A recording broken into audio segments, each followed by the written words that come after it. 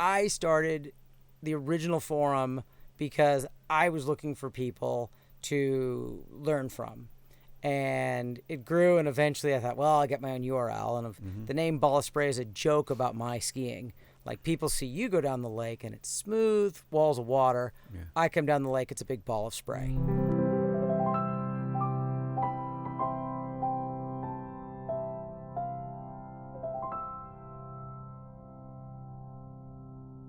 Nobody's ever said I was not loud enough before. That's kind of shocking. Yeah, well, are you projecting right now? I'm not.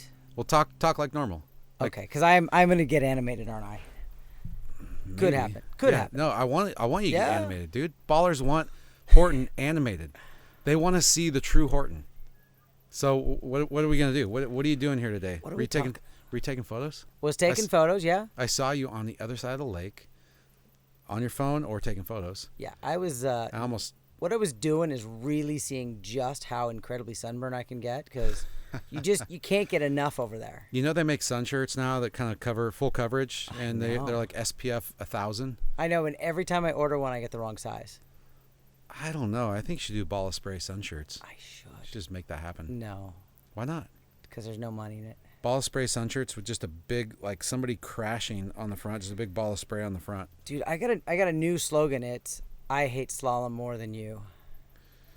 Pretty good. I mean, because we've all been there. Oh my God. We're there like half the time. We're there 80% of the time where we hate it, and it's 20% of the time that keeps us excited and coming back. I mean, that's totally it. That to me is so much of slalom. It's like discouraging. Oh, I quit, and then one massive ski ride, and you're like, blue ribbon. Here you go. It's so awesome. It's like the fair.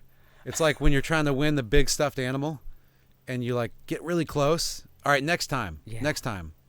You never really win. No. In this sport, you do win sometimes. Sometimes. When's the last time you set a PB? Skiing. 5 years. 5 years. 5 years. Okay. Kind of out of the blue, and I don't know if I'll ever run another buoy than that. But what was it? 339. Come on, dude. What kind of self-negative, defeating talk is that? You're gonna beat that. Dude, it's hard, but I can't. Well, yeah, it's hard. I need to go up to Chico and get some coaching. You do. Come up. So my brother bad. and I will do the deal. Also, you should start training at 35 miles an hour. Just do it. I think so. Just do it. Parson says I should train with C3+. C3+. 35 miles an hour. At least. All right. You know what I want to try is the ski that Willie's on. The Omega. Dude, he looks so good. And yeah, I know Lutzeri had... Ali's on it. Mateo's on it this weekend. They look so good. And Parrish looked so good at Nationals. Yep. And Asher looked so good at World. I didn't really want to ask him what happened, but he looked amazing until he didn't. I think I talked to Freddie and I talked to Willie about it earlier off camera, but I think he just a little letdown, and one little moment of letdown, and it's an error in tennis, but it's a cost you in this sport. Right. It's a bigger deal. So what's going on, dude? You're doing the podcast. You and Trent have been doing distance from center. Trying. Yeah. It's great. Thank you. Why did you start it? What was the deal? One of my hot buttons in the sport is that I think that it's really hard for people in the sport, my audience on the website or not. It's really hard for them to know the news. It's hard for them to be fans of the athletes. Yeah. And so Trent is a huge fan of a bunch of ESPN shows. Yep. And he's really the driver behind the format, that it's a hard 10 minutes. Yep. You get a lot in a little bit of time. You cover a lot of points, which is cool. And the goal is just to inform the public, because it's so easy for people to go to the lake and ski and be involved in their skiing. But I mean, who is Dane Meckler? I mean, yeah. You watch this kid on the water, and he's amazing. Did you see him run that second 39 today with the wind? And he made some mistakes, but he hangs in there. We're not going to squirrel off on this, but we can do whatever we want. There's some stuff in his style that I completely don't. I don't even know. I don't know if it's that I don't understand it, but I've never seen anybody do it before, and I'm fascinated. I agree. However, I will caution against the use of the word style. Oh, okay. Because I think there's two different things. There's style, how you hold the handle, palm up, palm down, whether your head's slightly level or leaned over.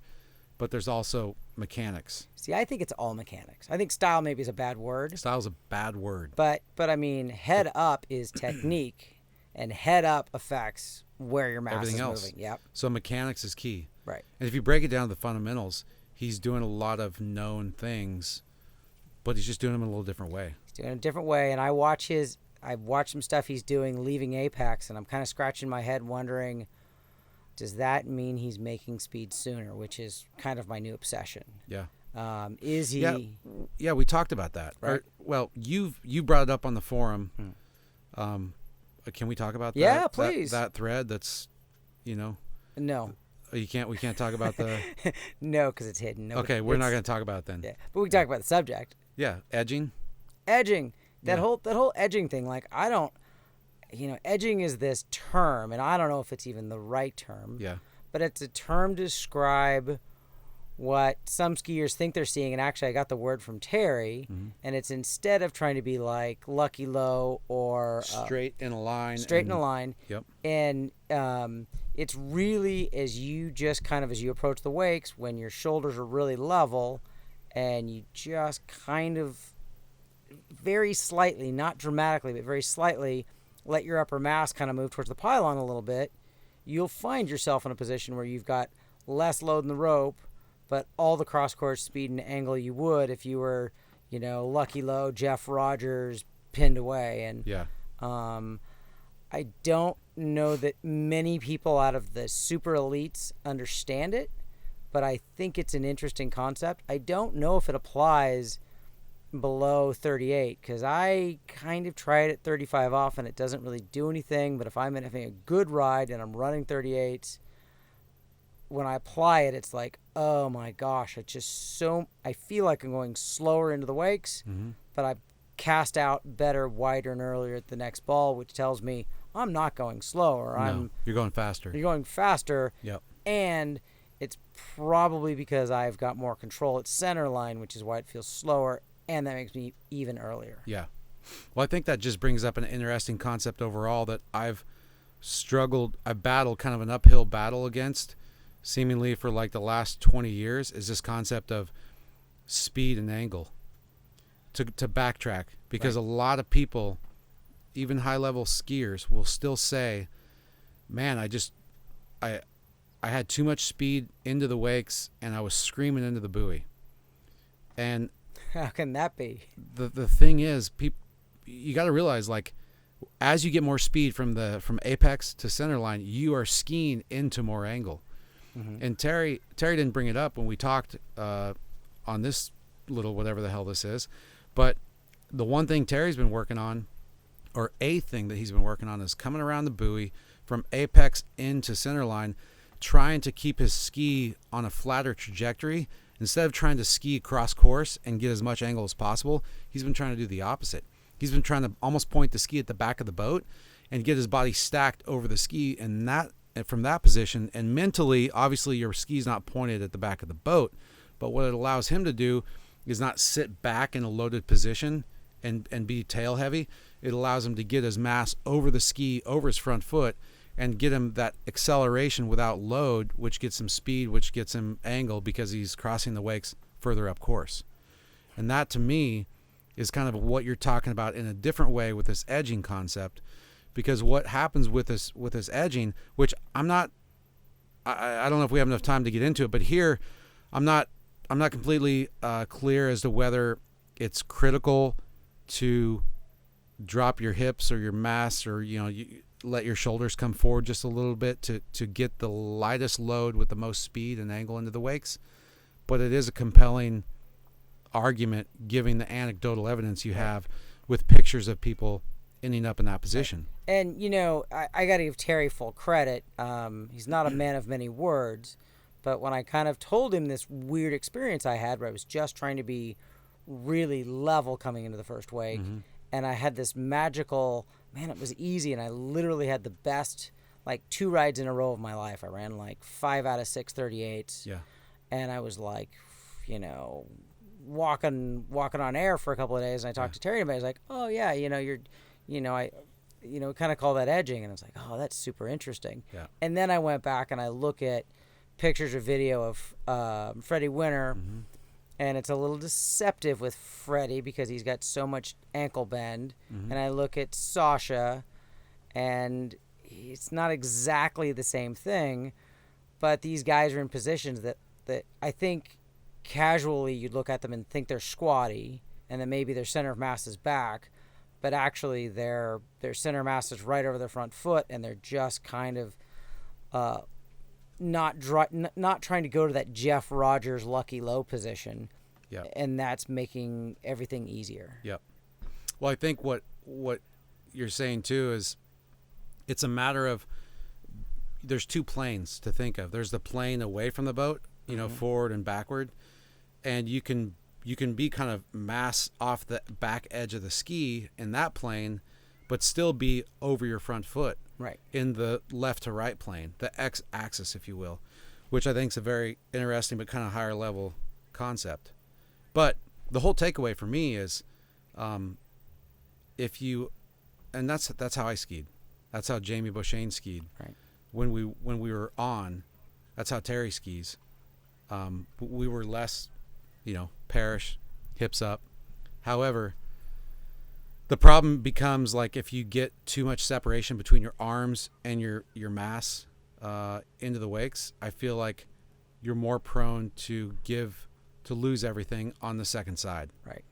So I don't know how you feel about that, but well, the edging thing is new. I don't really understand it. I've kind of been playing with it, poking people in the sport, trying to wrap my head around it. I mean, it's maybe in a year we'll roll our eyes and say, oh, I was wild goose chase. Yeah, wild goose chase. I don't think so. I think there's it goes along with the angulation thing that we right. talked about years ago, and trying to get the mass effective roll angle out of your ski without having all your mass hanging off the edge of the ski, right. and creating a load without creating speed. Right. I mean, we know that when we lean over that far edge of the ski, we're creating additional drag. If we we're putting force into the rope. Mm-hmm. That is not really helping us in the end. I mean, we want to make as much speed as efficiently as possible. I think efficiency is your word, isn't it? Yes. Maybe. No, I didn't invent it. You didn't invent it? I think it came Sure. along a long time before me.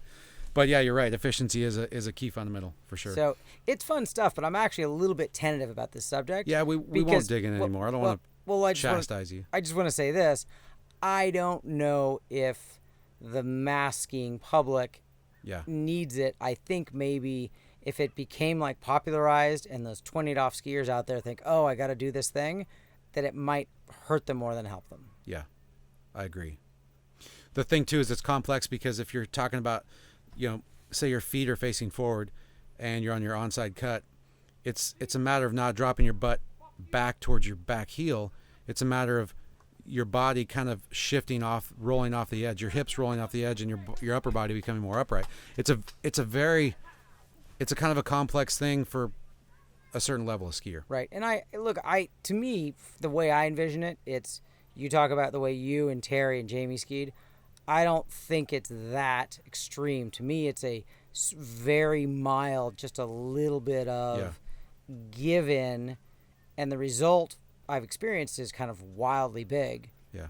If I'm skiing well enough to do it, and we've probably beaten this subject to death. What else you got? We're gonna start with BallOfSpray, dude. When did that become a thing?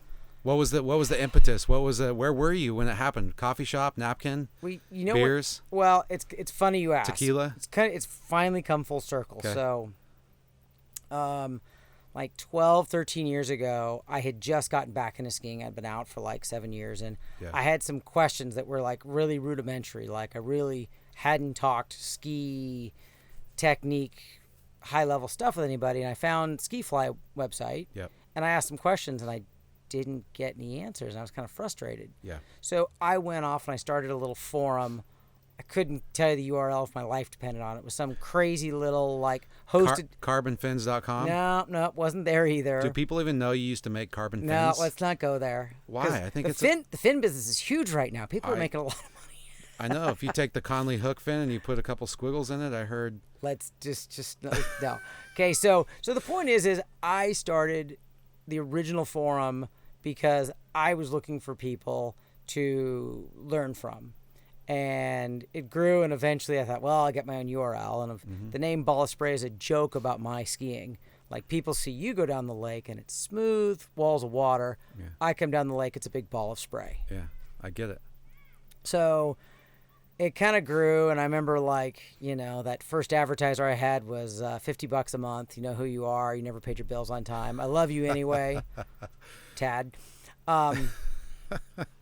Hey, he was the early adopter. You got to give him credit. Love him. He's a good guy. Yeah. And it just kind of grew from like a hobby into this thing, and it's become a job, which is weird. Who thought that would happen? When your passion becomes a job, I feel like that's moving towards the direction of you might have made it a little bit. Right. And I mean, I'm not getting... Not like you're killing it, but, Right. dude, you're ball of spray for a living. Yeah. And you're raising a little one. I get to stay home with my daughter. I take her to school every day. I pick her up every day. Yep. I got a brand new Pro Star on the lift. I live on a ski lake.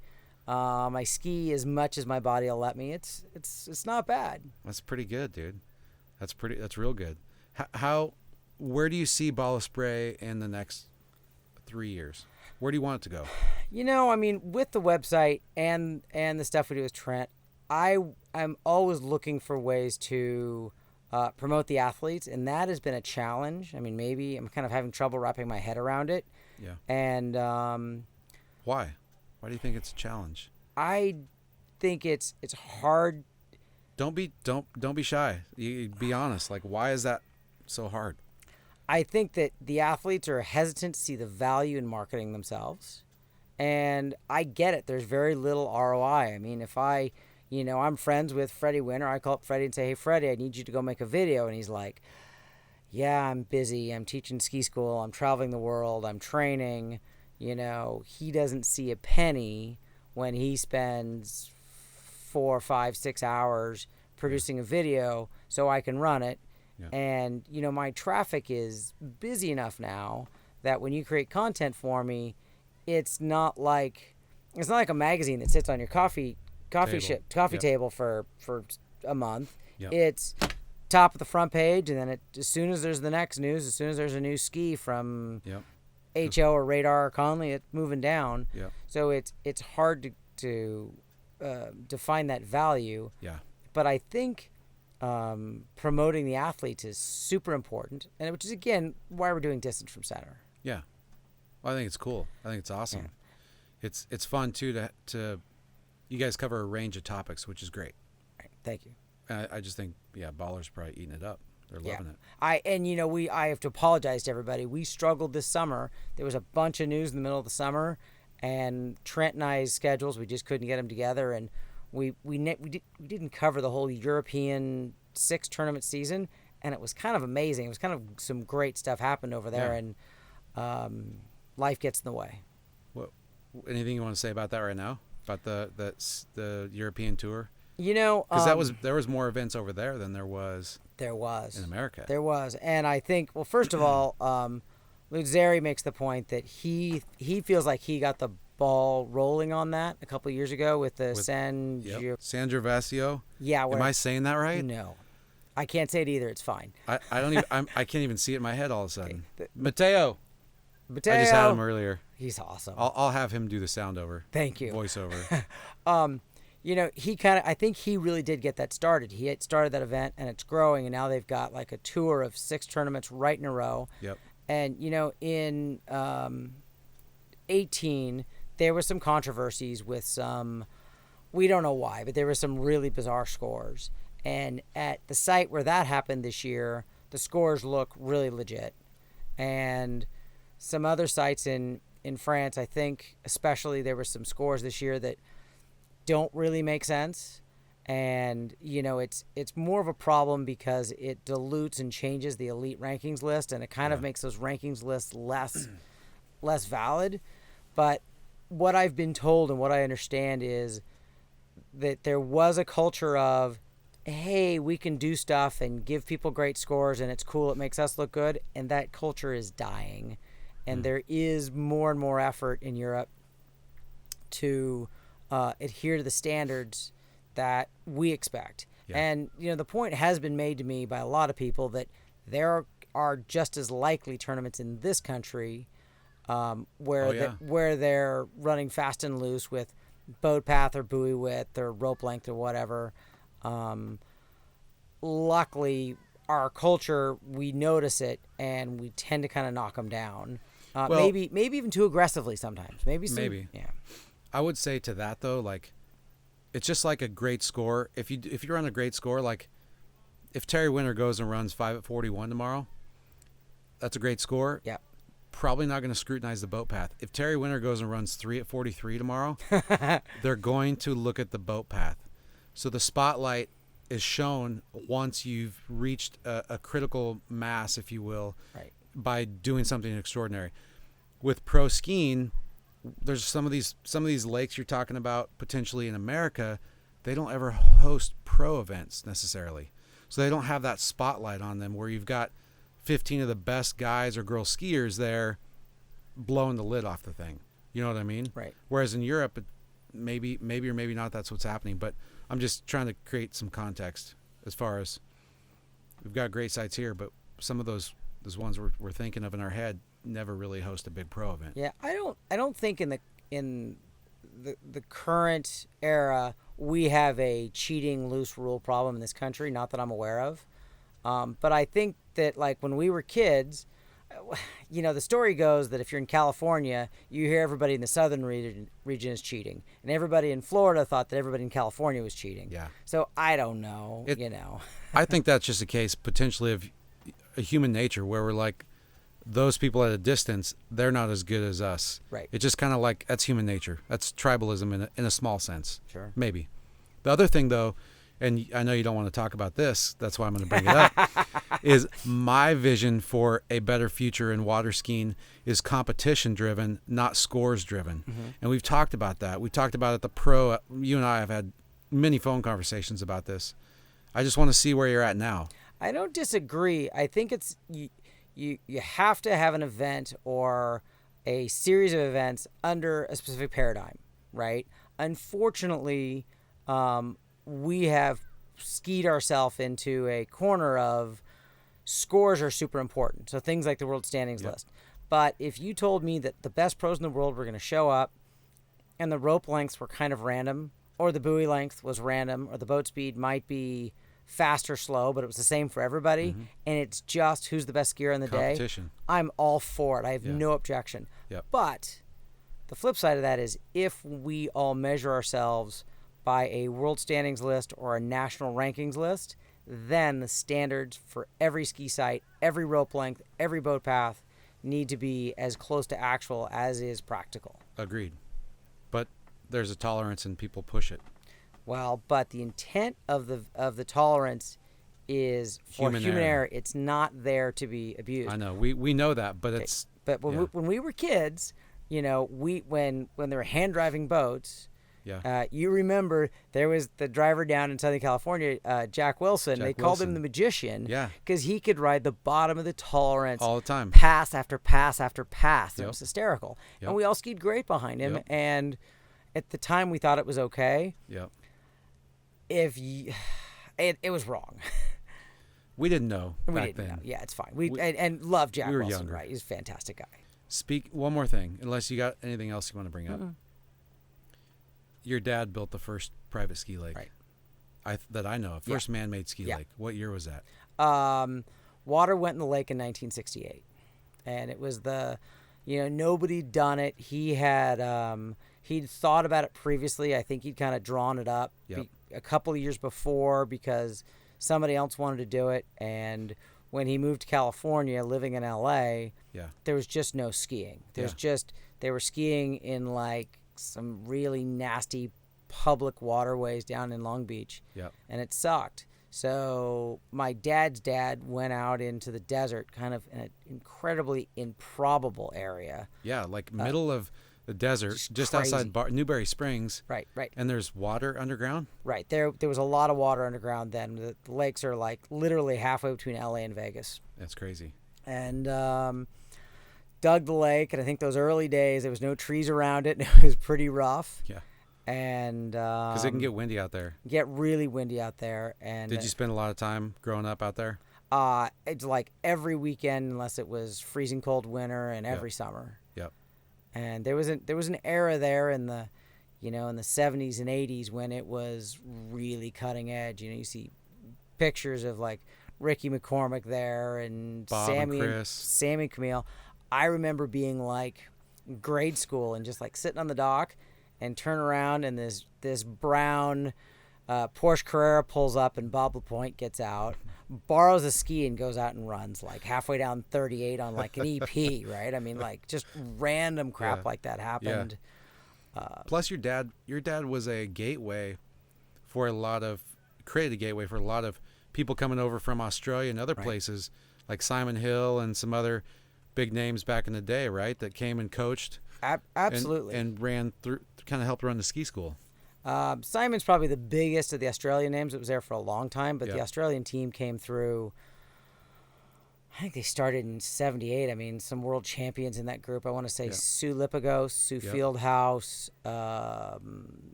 drawn a blank. The tricker guy whose dad says that slow is fast. Mick Neville was there. Neville. Mick Nice. Neville. Mick's a big name. Mick's a big name. So what was that like growing up, grade school, seeing these legends that were, and you're just right there on the dock. Oh, that's Bob. Cool. I'm And your dad created that place. I mean, starstruck by Bob. Otherwise, it was just kind of the way it was. You grow up with the environment you're in. You don't know any different. I don't know. I know it's got to be hard because your dad just passed recently. Like I said, I had a personal experience when I down in the desert ripped my fingers off. Felt 38 off, got my hand caught in the handle, and your dad was right there, and basically, I think it was because of him. He was a doctor. He called and got the helicopter to airlift me. Otherwise, I might have lost my fingers. Right. Terrible. And I was able to have my ski career after that everybody knows about. And that's because of your dad, because he was a guy like that, because he didn't just sit off in the shadows. He seemed to be kind of a spark, and he would make shit happen. Yeah, for sure. And you're not falling far from the tree in that regard. Yeah, I mean, we're different people, and it's a different vision. But yeah, I mean, in his day, you did stuff with a bulldozer. In our day, you do stuff with zeros and ones and computers. That's how you reach people. Right. I mean, it's a high threshold. I'm, in some ways, it's weird. I joke that I'm, the most famous mediocre skier in the world. And on the other hand, you go to tournaments, especially out of area, and you realize how many readers of the website there are. And then other times it's like, I'm just a dude with a computer in a converted garage that's an office.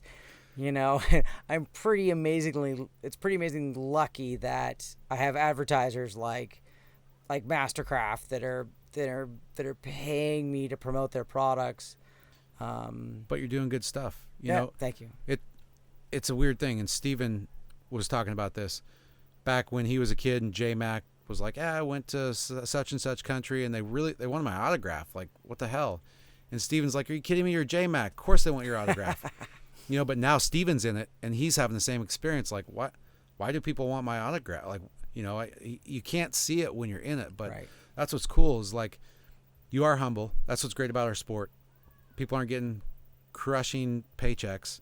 We're pretty down to earth, usually, mostly, and you've done some pretty cool things. So I guess that was my question. Like, where do you see the next evolution of what you're doing going? I don't know. I mean, it's hard. Deep down, I want to make huge impacts in the sport, but it's, unfortunately there's politics, right? Yeah. And there is aspirations that get knocked down by a reality. Yeah. You and I have a lot of offline conversations about like the ills of the sport and how we, we're struggling to figure out how to make the environment more inviting so people that discover it come and stick with it, or how it's affordable, or just how it gets more exposure. And those are like crazy puzzle questions. I don't know that there are good answers to them, but that's the stuff I stay up nights thinking about. And I do tend to get kind of exercised about stuff I think that happens politically or industry-wise that's negative, that kind of gets whitewashed because the skiing public doesn't see it coming. And Yeah. or doesn't, you know. I guess I would say my hope someday, and I hope you're a part of it, is that these things can see a little bit more light of day, so that we don't have to have the conversations, and other people don't have to have the conversations as much offline. Because if it really is a puzzle, which I think this is kind of a puzzle, and as a community we can solve this puzzle, but it's like the more people you have trying to look for the puzzle pieces that fit, the better. Right. So I just hope that as you guys keep doing DFC, and maybe I'm doing more of this, that we can start being a little more candid, because there are things that happen and some of it gets out, and then people are like, well, I don't know what to think because I don't know the whole story. Right. So down the road, I think, like Terry said, people want stories. The stories resonate because it humanizes everybody, and then they care more. Then they care about Stephen more. Then they care about Terry more. They care about John Horton more. They care more when they know more of the story. I agree, and that's hopefully that's DFC. I really, promoting the athletes is so critical. Yeah. I mean, there's some amazing personalities. I mean, just looking at the some of the top skiers. I mean, you look at Freddie and Asher. I mean, these two guys from England, of all improbable places, again following in Mapple's footsteps, are two of the top 3 skiers in the world, and they're like couldn't be more different human beings. But they're both astounding athletes. Yep. And really good guys in their own right. Yeah, exactly. I think that's the takeaway. Most of the people in the sport that you and I know at the elite level, not only are they passionate, they're doing it for the right reasons, mostly because they're not making a killing at it, but they're humble and they're down to earth, seems like. For sure. Especially events like this. They're walking up and down the shore to and from the dock, or they get their ski gear, or just to watch their buddy ski, and they're interacting with anybody and everybody. And you don't see that too many other sports. No. So, awesome. Cool. Thanks, buddy. Appreciate it. Thank you. Yeah. That's all right, huh? Yeah. I mean, you're going to chop the crap out of that. Mostly. Good.